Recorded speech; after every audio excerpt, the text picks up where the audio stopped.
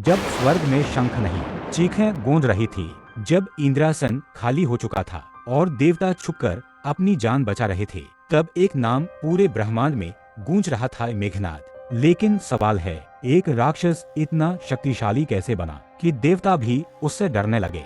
लंका में जब उसका जन्म हुआ, आकाश में बिजली कड़की और गर्जना ऐसी हुई जैसे युद्ध की घोषणा हो गई हो, इसलिए उसका नाम पड़ा मेघनाद। ये कहा जाता है उसके जन्म के समय देवताओं ने अशुभ संकेत देखे थे, लेकिन शक्ति उसे विरासत में नहीं मिली। वह गया जंगलों में, वर्षों तक तपस्या की, खून की आहुति दी। ब्रह्मा प्रकट हुए। मेघनाद बोला, मुझे ऐसा वरदान दो कि युद्ध में कोई मुझे देख न सके। और ब्रह्मा ने उसे दिया अदृश्य होने का वरदान। यही वरदान बना देवताओं का डर। एक दिन रावण ने कहा, स्वर्ग जीत कर दिखाओ, और मेघनाद ने देवताओं पर चढ़ाई कर दी। आकाश में अस्त्र शस्त्र टकराए, वज्र भी टूटने लगा।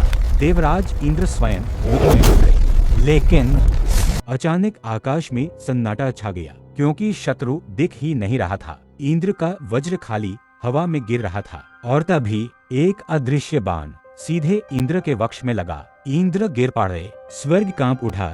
उस दिन मेघनाद बना इंद्रजीत। देवता ब्रह्मा के पास गए, प्रभु, एक राक्षस स्वर्ग पर राज कर रहा है। ब्रह्मा बोले, उसका अंत होगा, लेकिन उसके कर्मों से।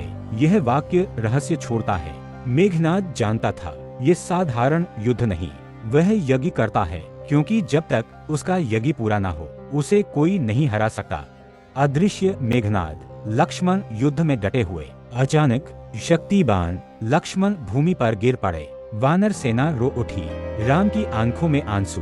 उस पल देवताओं को फिर वही भय याद आया। लक्ष्मण वापस आते हैं। इस बार मेघनाद यज्ञ पूरा करने ही वाला था। विभीषण ने रहस्य बताया, अगर यज्ञ पूर्ण हो गया तो वो अजेय हो जाएगा। लक्ष्मण ने यज्ञ तोड़ा। अब मेघनाद सामने था। इस बार अदृश्य नहीं, युद्ध भयंकर था। धरती कांप रही थी। लक्ष्मण का अंतिम बाण। मेघनाद गिरा, आकाश शांत हो गया। लेकिन क्या वो सच में पराजित हुआ था, या उसका घमंड? एक राक्षस जिसने देवताओं को हराया, लेकिन धर्म के आगे झुक गया। अगर आप जानना चाहते हैं कि रावण अपने पुत्र की मृत्यु पर क्यों मुस्कुराया, तो अगली कथा जरूर देखिए।